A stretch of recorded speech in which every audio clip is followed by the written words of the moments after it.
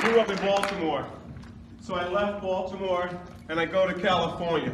And while I'm in California, I realize this is wonderful. I arrive, it's wonderful, it's great. And then I realize I gotta go back to Baltimore. And when I came back to Baltimore, I brought California with me. And this is what happened. There's a row house. In Baltimore, we're famous for row houses. These little small 10 by 12 boxes with a couple floors. I decided if I have to live in a row house in Baltimore, and the people in the inner city have to walk by brick every day and see the same colored brick, red brick, white brick, blue brick, yellow brick, we can do something with the brick. We can change brick. And so I changed brick, and I covered brick, every drop of brick, and people went, "You can't change brick." My God! Brick has been a part of Baltimore all our lives. How dare you change brick? And in the course of me changing brick, my neighbors did everything but hang me. My God! They said, "You can't do this." But the kids, the young adult says, "Oh my God, you can change brick? You can make something out of brick? You can change brick?" And my whole thing was to bring change, was to change your mind, was to change your mindset, was to make you think that you can. Living in the inner city, you see brick and concrete, and brick and concrete usually says no. My God! Because it stops. But when you change brick, when you make something that couldn't be done, it opens a child's mind. Yeah. It gives them opportunity. You take art and you take it to, you take the uneducated artist and you educate the kids who don't have an education about change. Most of the inner city don't go to college. My God! Leslie said, "Please don't do that." How do you do that, Lauren? How do you do that? That's incredible. Well, this is how you do it. Well, this leads to other conversations. Well, how do you do that? Well, how do you do that? Well, how can I become this? How can I go that? This is how you do it. You just begin, and conversations start. Because if we don't start conversations, the end of conversations is hopefully a better environment for our use. This house is right in the Freddie Gray area. Right in the area. My God! Right there. So what do you do when you change a house? You buy another one. You buy another house, 3 houses down, and you change that. That's what you do. That's what you do. And before the people who are on the other street are so mad that I'm changing, and they call the city, and by the time the city got there, because you know they take a week or two, by the time the city got there, I had already done it. I had already changed it. And so the kids like, "Oh my God. Oh my God." And the change in my neighborhood, the change in the environment, and you know what else happened? You know who else changed? The people who were against me in the beginning.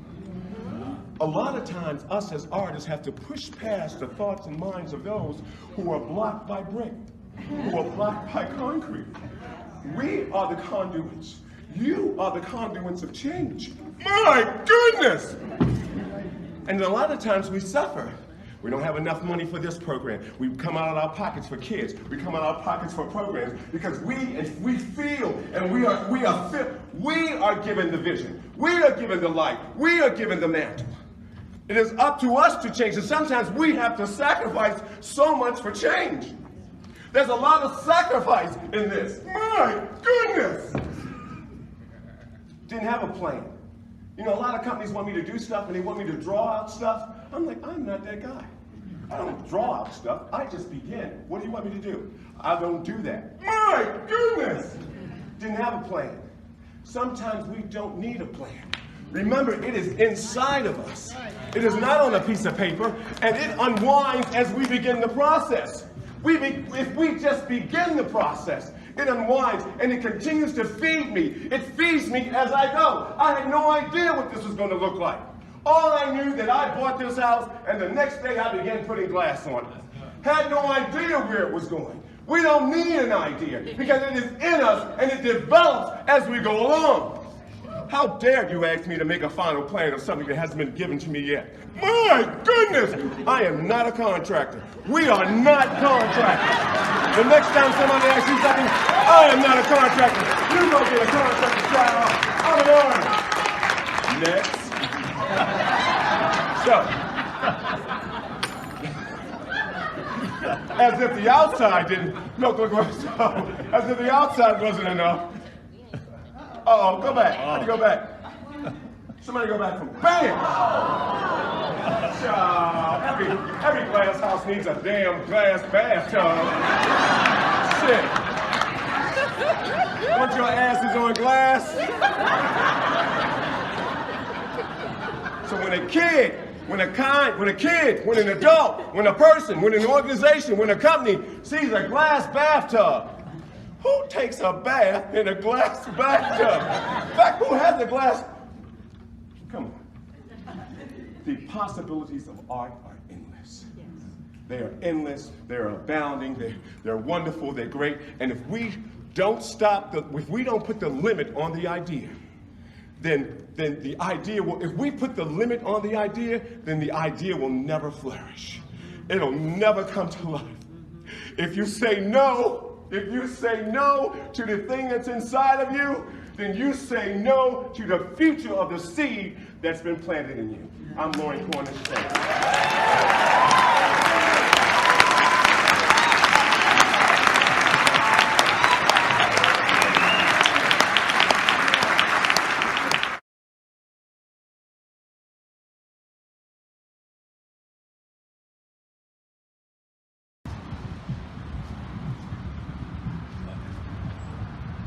So we're purchasing our first piece of art on this tour of Baltimore Art by Cornish. Can you explain? This is gorgeous. I love this piece. So decided to do this side and kind of come on to the other side. Can't have a front without a back.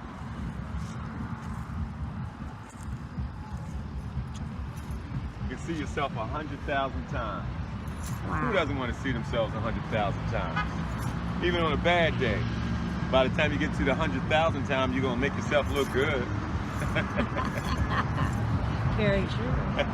So this is here up in the Bel Air Edison community. There's some other pieces in the Bel Air Edison. In fact, there's some down there. There's some over there. Come on. We're heading to exploring the art tour of Baltimore by Cornish. So we are, where is this, Lauren?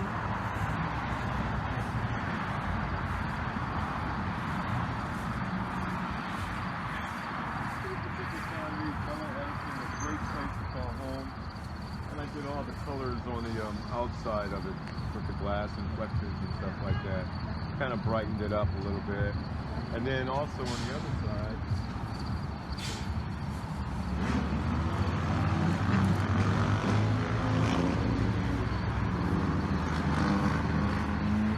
see that sun, but it's pretty much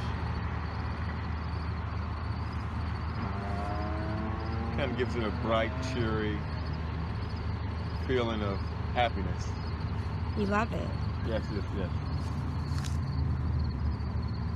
All right, let's go. What about?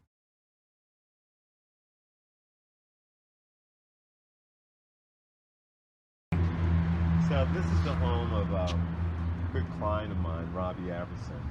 And this is one of the towers that I created for her. It's actually, this piece actually weighs 4,200 pounds, and it's four-sided, and it's all hand-cut glass, all individual pieces of hand-cut glass, and it goes all the way around, of course, four sides and stuff like that. I think I did Robbie's door for her too. Yeah, I did this door for Robbie, and in fact, Robbie's in almost. I have art all through Robbie's home, Robbie and Kevin Everson home. And so then Robbie decided, and Kevin decided to buy the house next door to them. And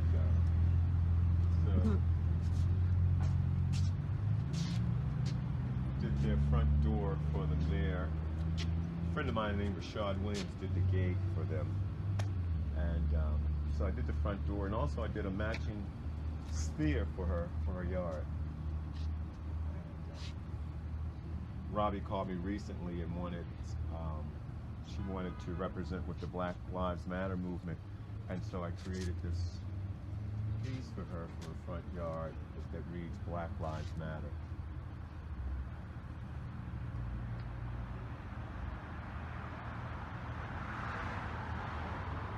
There you go. Hi everybody, I'm Christopher Anderson supporting Dyslexia Awareness Month. I need you to go and support them at idagored.org. Thank you.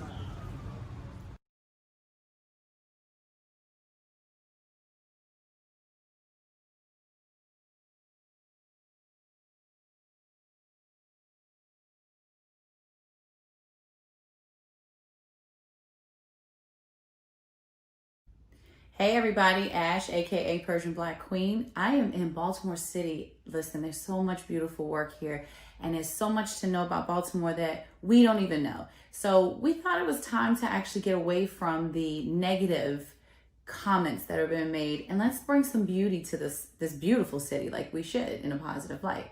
So introduce yourself for us. All right, I'm Christopher Anderson. I am a community organizer, community advocate in the neighborhood. I'm a military veteran for the United States Coast Guard, and I am a chaplain for community collaboration for the community as well. All right. Okay. So tell us a little bit about that. Like, let's just say we have some young kids that are watching that don't really know a lot about what it is that you do for the community in all of your titles and roles. What do you do? Well, what a community collaboration chaplain does is go to the scene of crimes. I'm actually on the scene. Well, I'm about to go to a scene of a crime right now. No, we might actually get to follow. Right.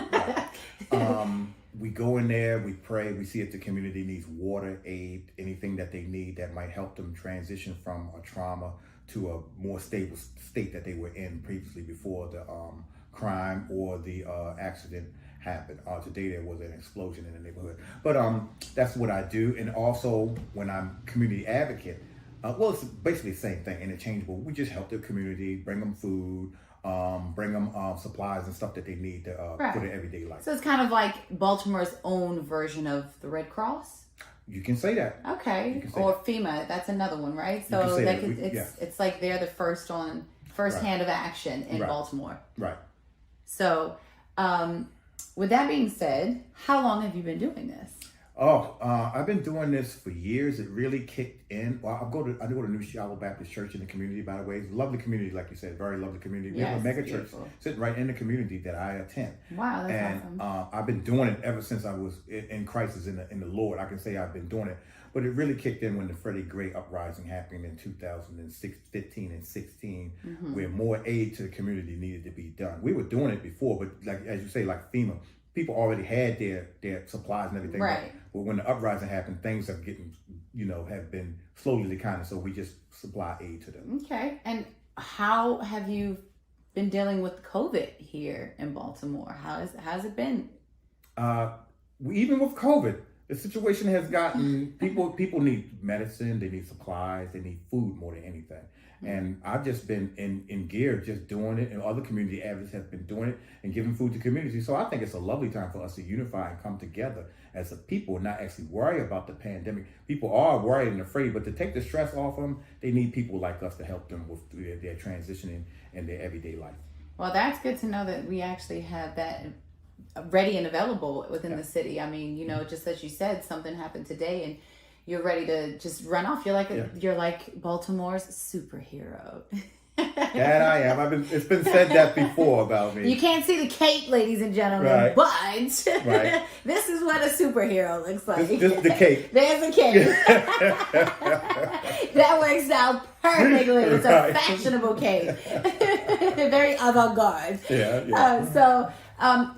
Are you from Baltimore? Yes, I am. Okay. My grandfather had a business in this area, Bland's Carryout in Sandtown, Winchester. That business goes all the way back to, oh my God, the the 60s. All right. And when my grandfather passed, he the business kind of went down because of the area and everything like that. But the restaurant and everything is still sitting there. Oh, where is it? It is Curry and Riggs Avenue, right in the center of the uprising. Matter of fact, Really? The uprising happened, and my family has always been there in the community. I guess it passed it on to me. My grandfather was doing it before I was, and now I'm doing it. And what kind of food they got there? Because I'm hungry now. Just even thinking about it, like you said, Soul restaurant. food.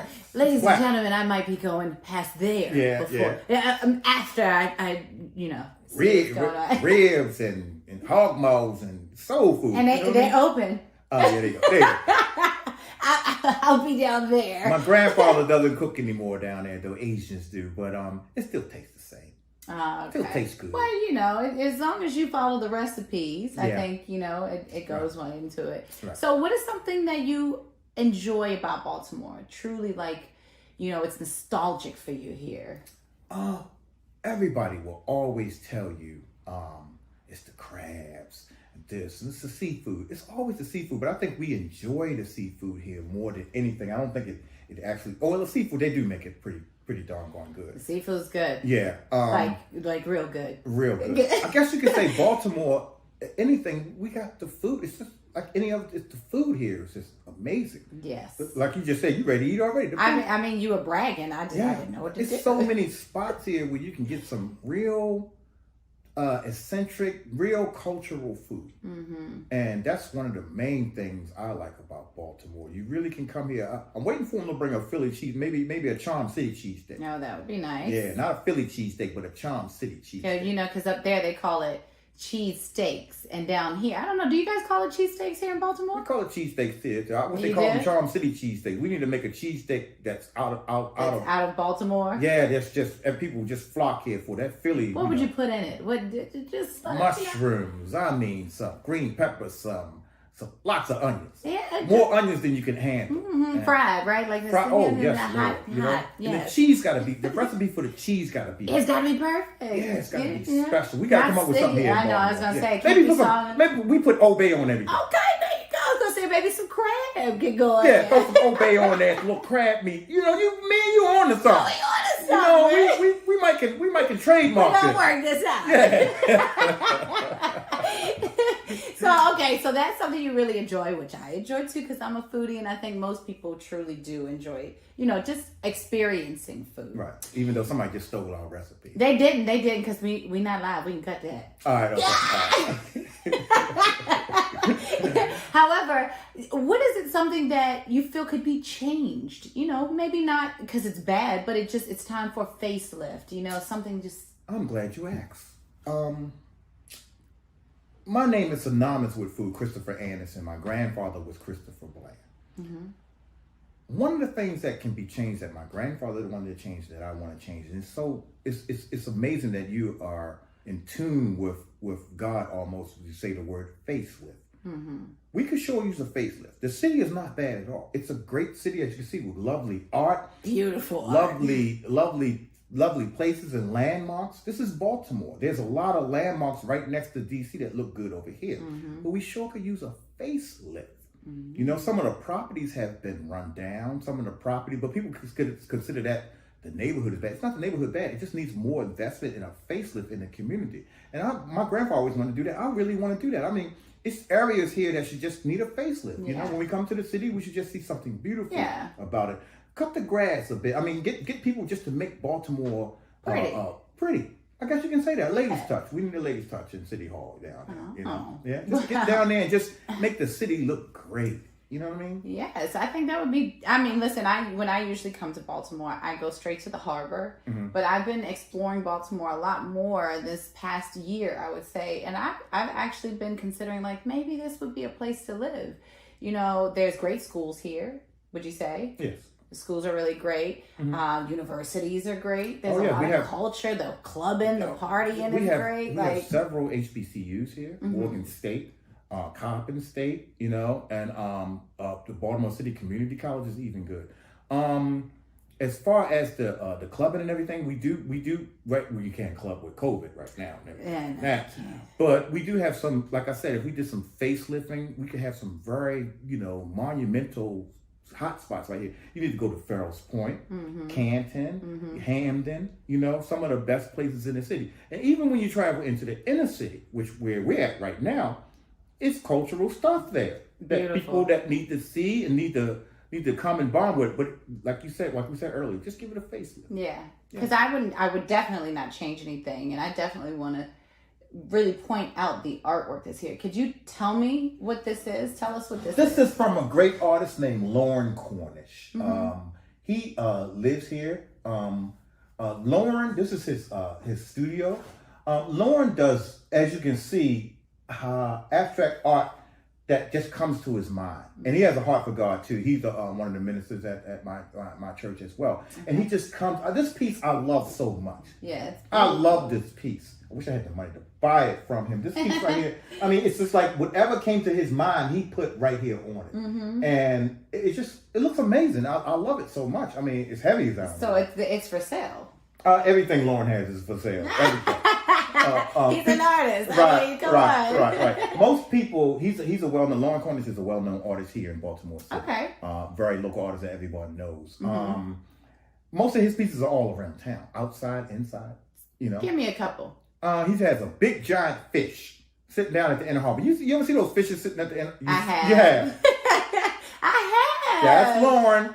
That's Lauren. Wow, that's so awesome. Yeah. Those fishes are everywhere, and everybody can take a shake. Maybe you can do something. If you know some art, you can put it on those fishes, and they sit. Yeah. Oh, yeah. Like that. Also, there's a police station right on police station right downtown that he covered in all glass.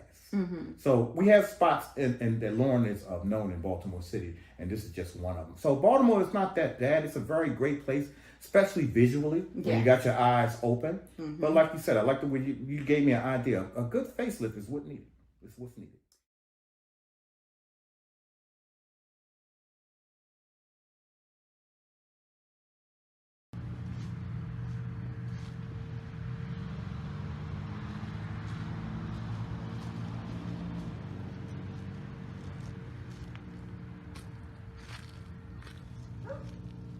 So these 2-foot, 11-foot towers. It's glass and sculpture, and it's called Growing Communities. And I did these a while ago, and I love them. I absolutely love them. They're really, really cool.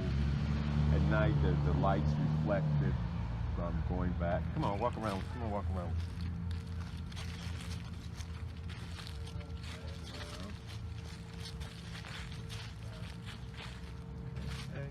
That's fine.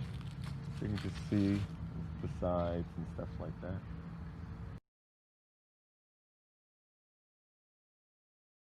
How do you feel the educational system is here? What is great about it?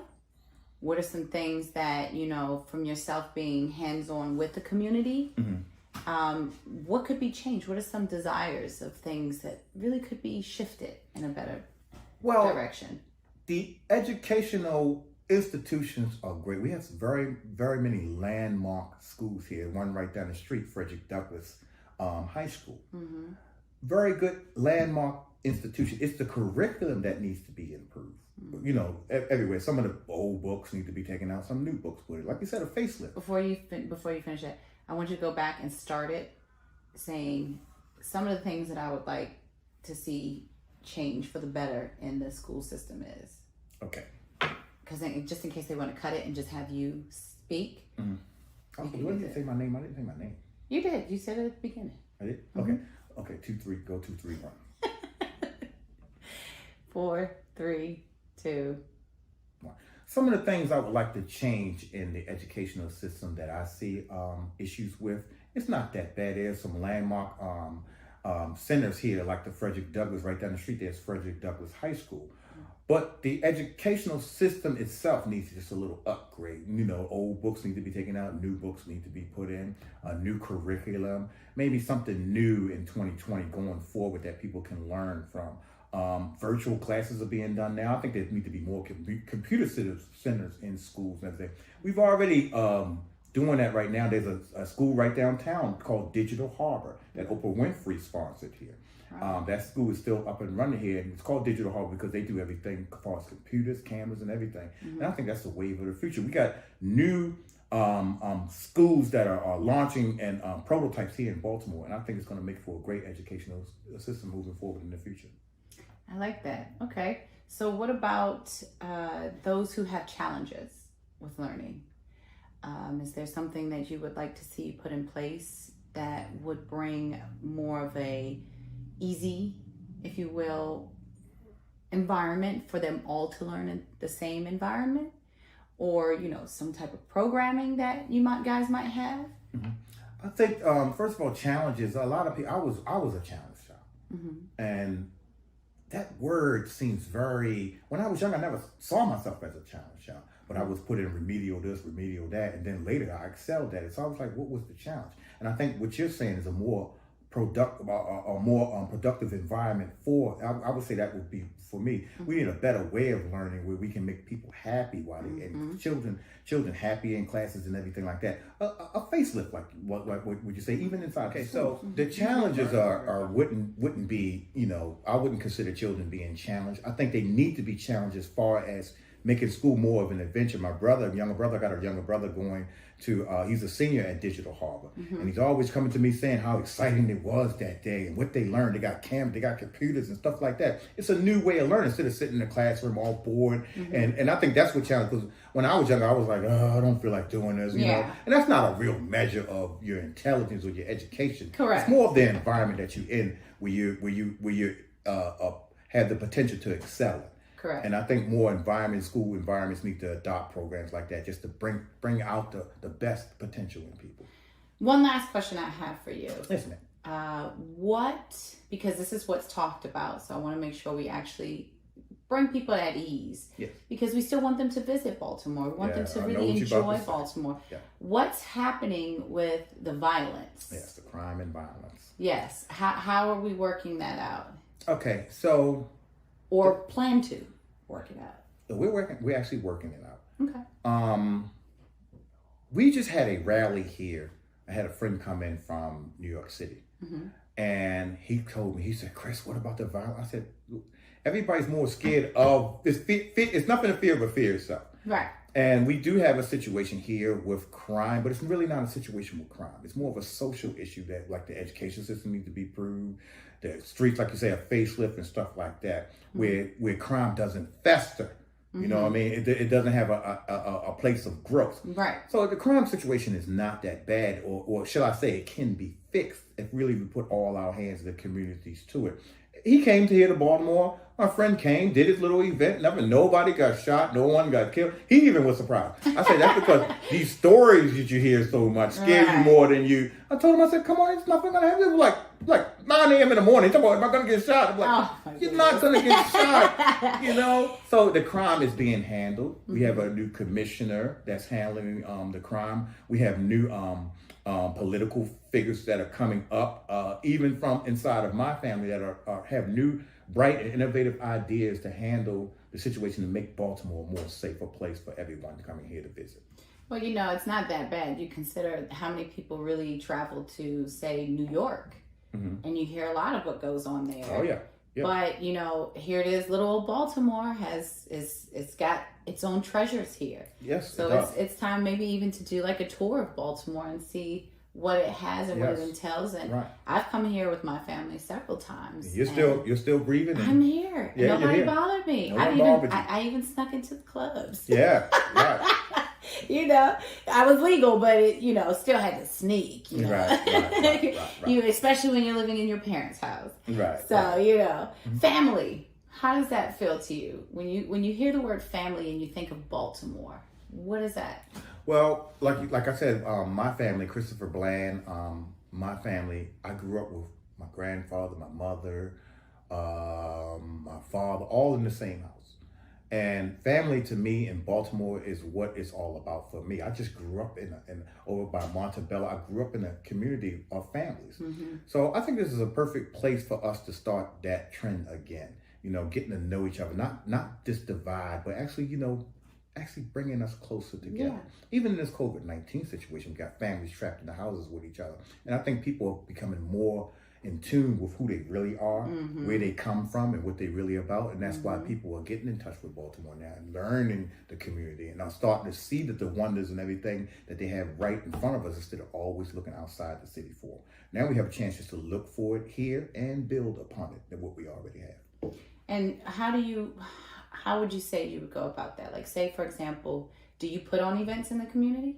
Yes, I do, all the time. We always have community events such as Artscape, AdFram. These events are beautiful, and anyone can sign up for them. I love signing up for them every year. Just sign up for an event, go out there. Usually in the summertime, this year has, because it's pandemic, but year after year after year, if you Google Artscape in Baltimore, you'll see so much of this is ridiculous. And we have these events annually. So yes, I put on events, I sign up for events, and we do events going on. And also families come to these events together in drones. And this is how we stay together here in Baltimore. This is how we unify and bond with each other here in Baltimore. I love that. But you know what? We have an emergency to get to. Yes. So we are going to finish this up, and we're going to actually slide this over to a clip where you will see everything in action, right? Yes, ma'am. We'll see you in action. Yes, ma'am. Now, is it Chris or Christopher? Which? Call me Christopher. My mother always say, I didn't name you Chris. I named you Christopher. It's got Christ in it. I named you. You put the T in there. Yeah, the Christopher. We're going to go with Christopher Andrews around to this situation. We're going to go see what's happening and see him really hands-on with the community and showing what it means to him, what really matters to him. Yes. This is the passion, right? Yes, this is it. The passion of Christopher. Right. Thank you very much. Thank you. All right.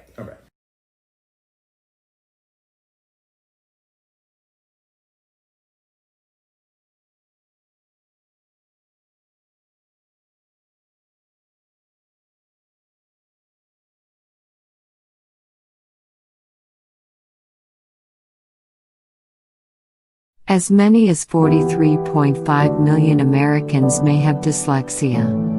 It is the most common cause of reading, writing, and spelling difficulties. It occurs among people of all economic and ethnic backgrounds, and, untreated, dyslexia can contribute to high school dropout, unemployment, underemployment, incarceration, low self-esteem, and a sense of hopelessness. At the International Dyslexia Association, we believe that reading is every individual's civil right. With your help, we can provide access to the services, resources, and effective reading instruction needed to learn to read. Let's all stand together until everyone can read.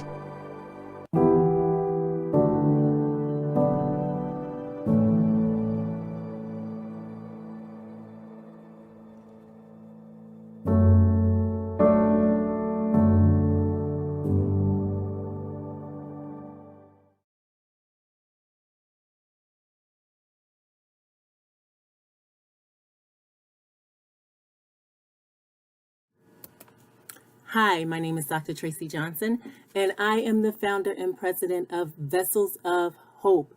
And Vessels of Hope is a nonprofit organization that builds educational awareness in the area of dyslexia. We do outreach, peer-to-peer resources, as well as connecting our community with resources that they need in the area of dyslexia. My journey began with dyslexia when I was a child. In elementary school, I was teased, told I was dumb, slow, stupid, would never amount to anything. I was often had bouts of suicide, depression, low self-esteem, just thinking that I could not contribute anything to society. However, it wasn't until I graduated high school where I kept saying, I know that I'm smart, I know that I'm bright, I just don't know how to unlock what's inside of me. I saw an episode of a show where it talked about the challenges of dyslexia, and this person had challenges with reading, writing. And I was just thinking, like, wow, that's me. I always struggled with spelling. I always struggled with reading. I was constantly in dead-end jobs, not knowing what my place was in society. So I did some research, and I was able to find an organization called the International Dyslexia Association. I'm in Pennsylvania, so the branch that I connected with was our Pennsylvania branch. I called and I was able to connect with someone who was able to ask me to come in to do an evaluation. And that's when I found out I was dyslexic. All those years, all those hard years, thinking I was dumb, thinking I was slow, thinking I was stupid, thinking I was just, I had no purpose in life. Once I was identified as being dyslexic, it was like a light that went on. And now I understood why my brain was just wired differently. I understood why I just couldn't access the same information the same way everyone else in my class did. Once I was identified, I was able to then know that there was a different way that I needed to learn. I was connected with a tutor, a multisensory, trained tutor to basically bring me back to the basics, to help me understand where my foundation was really lacking. I worked 2-3 years to build up my foundational skills until I was able to gain enough confidence and gain enough self-esteem to go back to college. Once I had those tools and education was unlocked for me, I not only received an associate's degree with a 4.0 average, I went on to receive my bachelor's degree, my master's degree, and currently I hold an honorary doctorate in Christian education, where I'm actually pursuing an earned doctorate in higher education. I'm telling you, gaining the information that was needed, gaining the access to understand how my brain worked, allowed me to soar, not only academically, but also allowed me to soar in my self-esteem, my self-confidence, my ability to unlock the gifts that were inside of me. But my desire was not only for myself, but I wanted to take that information and allow other people to have that same access that I pushed and pursued for. So that was my desire for starting Vessels of Hope. I did not want a child or an adult or anyone to feel like they were less than a person because they struggled with dyslexia. Some of the obstacles that I had to overcome in dealing with dyslexia was not only the obstacles that I had within myself and my challenges with reading and writing, but also sometimes the way the world perceived me. Once I sometimes shared that I was dyslexic, people were saying, oh, you read differently, or I'm sorry, you read backwards, or they thought I was my intelligence was less than theirs. So I was often belittled, ridiculed, teased, self-esteem almost destroyed. But again, once I understood who I was, how I learned, and what I can do, those words never defined me again. So gaining access, number one, to understand my dyslexia. Number two, identifying what it is, but also the access of some of the assistive technology that we have. That allowed me to even the playing field of my other peers. I'm a college professor now, working in higher education, held multiple leadership roles, but it's all because I began to understand that I was dyslexic. Not dumb, not stupid, not slow, dyslexic. And it's just a difference in the way I process information. I process written information, and I understand even sometimes verbal information. It may take me a little bit longer to go over some concepts, to understand, to really break it down to where I can not only comprehend it, but I own it. Dyslexia awareness is extremely important because there's so many families, so many children, so many adults out there struggling, thinking that they are dumb, thinking that they are slow, thinking that they have less to contribute to society than anyone else. And because of that, we have a high prisoner pipeline population now, because a lot of our, especially in our inner cities, a lot of our young boys begin to act out, drop out, feeling like the school is nowhere where they belong and where they fit, because they're struggling with reading, writing. They're dyslexic. It's so important to get this information into the hands that need it.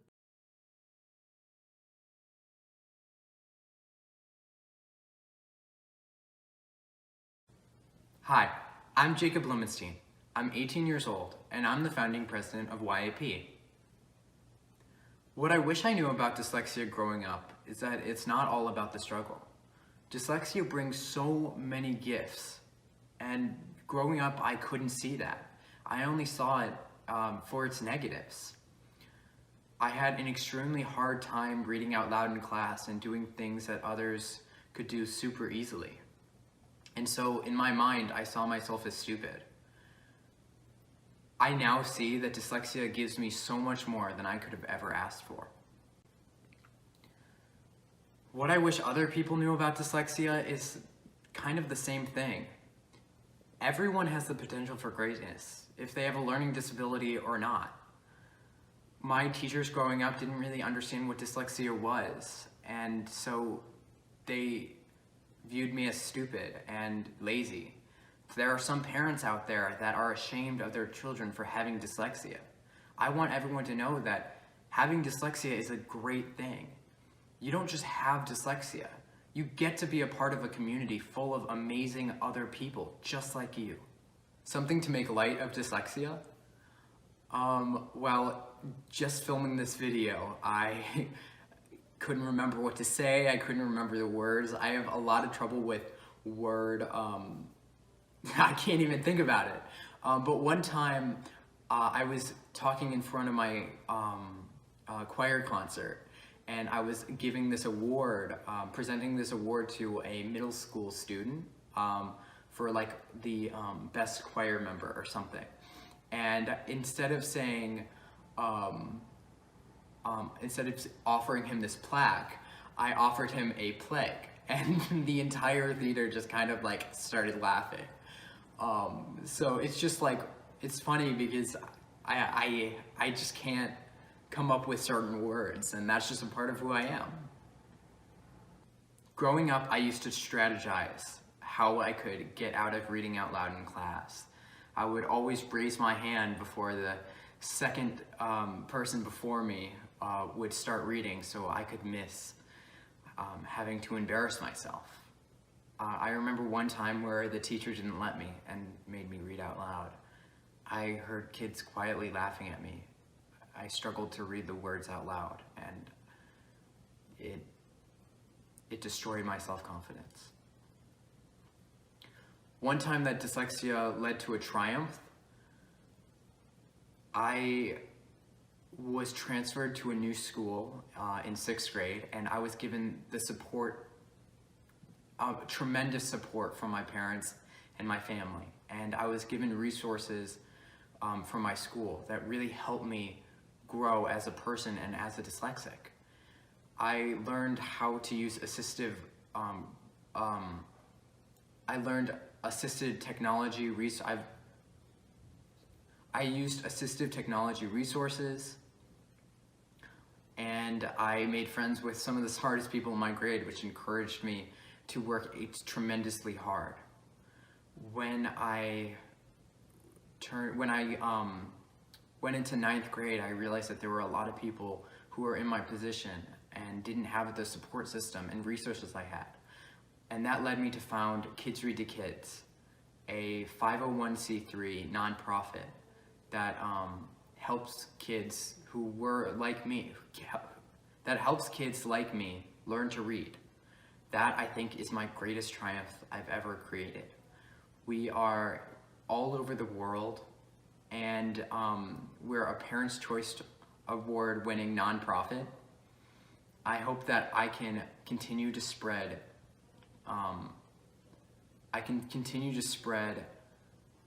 joy and confidence back to the struggling reader.